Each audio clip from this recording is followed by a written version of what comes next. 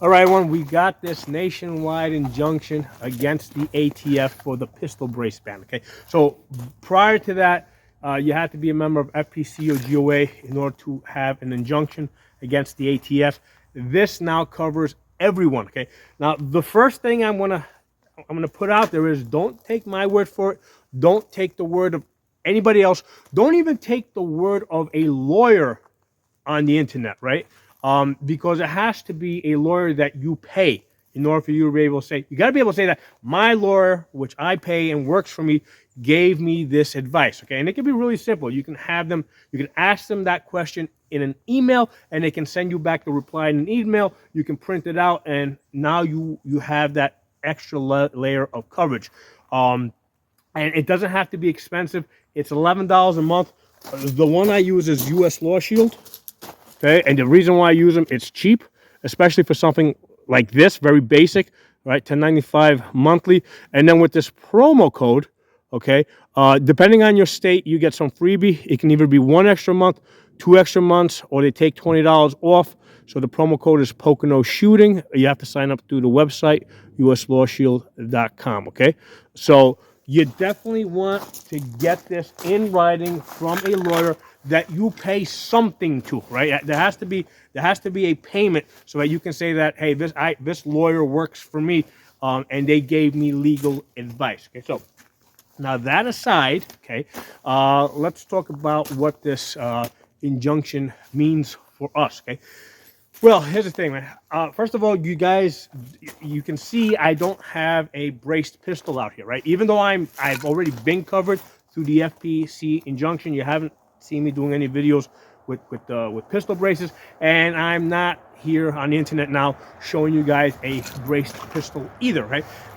Simply because things go back and forth in these courts. Okay, I don't trust these courts. Okay, especially the Supreme Court. We've seen that. We actually had a complete victory against the frames and receivers, and it went to the Supreme Court, right? We had vacator, right? They basically, the courts completely threw the ATF out. It went to the Supreme Court, and the Supreme Court reversed a complete victory and said, "No, you got to basically run through the whole process." Okay, so for that reason, you're not going to see me, showing braced pistols on the internet. And I would not use a braced pistol in a self-defense type of situation, right? I got lots of other guns. I will use something else that is not in the legal spotlight. Okay, so that's my advice to you guys, right? I know I know that braced pistols are very popular as truck guns. I mean, me personally, I don't recommend it. Use some other gun. Okay, that's my personal recommendation. Even though it is legal and you're covered, you know what? Like I said, things might change a week from now or 2 weeks from now, and maybe you don't hear about it. Okay, so that's my personal advice out there. And now people might say, well, what's the point of this injunction if I can't use it for self-defense? Well, from my perspective, we're not just trying to win on this one issue, okay? We're trying to protect the Second Amendment, okay? This is a tool that we're using to basically push back the government from infringing on our rights, okay? So for me personally, it's not about winning this one case or winning the bump stocks or winning the frames and receivers. This is about preserving our Second Amendment rights, making sure that we don't give up even 1 inch of our freedoms. Okay, so even though we have this injunction now, to me this is it's almost a temporary victory, right? In fact, the injunction itself is temporary. Okay, the next step would be for us to try and get a permanent injunction.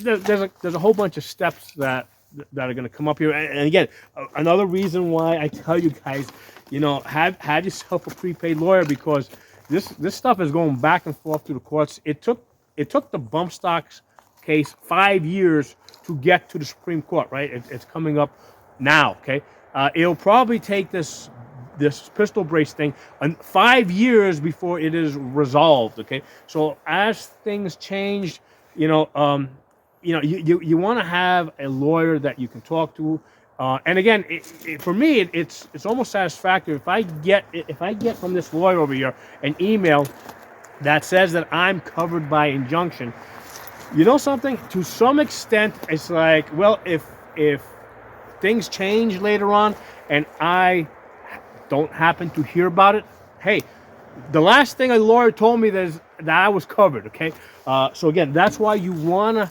even if you sign up with these guys for just 1 month and cancel it, okay, you've got it in writing, which is the reason why I'm recommending it to you guys. And in some states, with this promo code, they waive the $20 sign-up fee, right? And then they also give you the first month for free. In some states, they give you 2 months for free. In which case, it costs you absolutely nothing with this promo code, okay, to get in writing from a lawyer that you are covered by this, by this injunction. Okay. So that said, okay, again, I don't recommend you use the braced pistol for self-defense. To me, this is about the bigger battle that we're fighting against the ATF. Now, the interesting for you guys to know, the grounds on which we got this injunction was not on Second Amendment grounds, okay? The grounds that we got this injunction on is that it was on the Administrative Rules Act. Basically, the ATF originally said that they had this this system, right, of this point system, where if you got a certain amount of points, you couldn't put a brace on your pistol, and then they changed it. Okay, so they had proposed one ruling, and then in the final ruling, it was significantly different, and it is on that grounds that we have this injunction. So we don't have it on Second Amendment grounds. We have it on the grounds that they broke their own rules, kind of. Okay. Now, the judge in the case did reference common use. Okay. So I think that was like a secondary thing that he referenced, that these brace pistols are in common use. So that touches on the Second Amendment, but that's not the primary reason why we got the injunction. But the great thing about that is that it can be used down the road as this case further advances. Okay, what I'm hoping happens, right?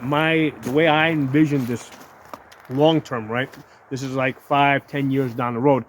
Eventually, we win this, right? We win this hopefully on Second Amendment grounds, okay? And then we come back and then we start fighting against the NFA, right? Because then we come back and then we argue, hey,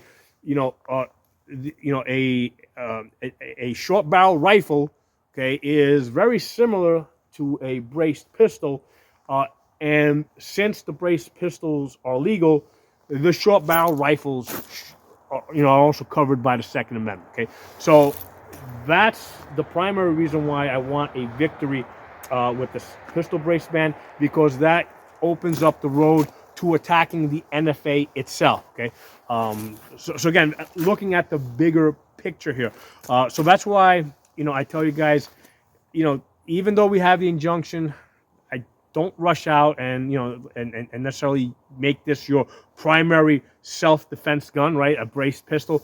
I recommend you use some other gun. The more important thing here is in the long term, we want to fight the NFA itself. Okay, so my thoughts on that. Let me know what you guys think. Drop some comments below. I'll talk to you all soon.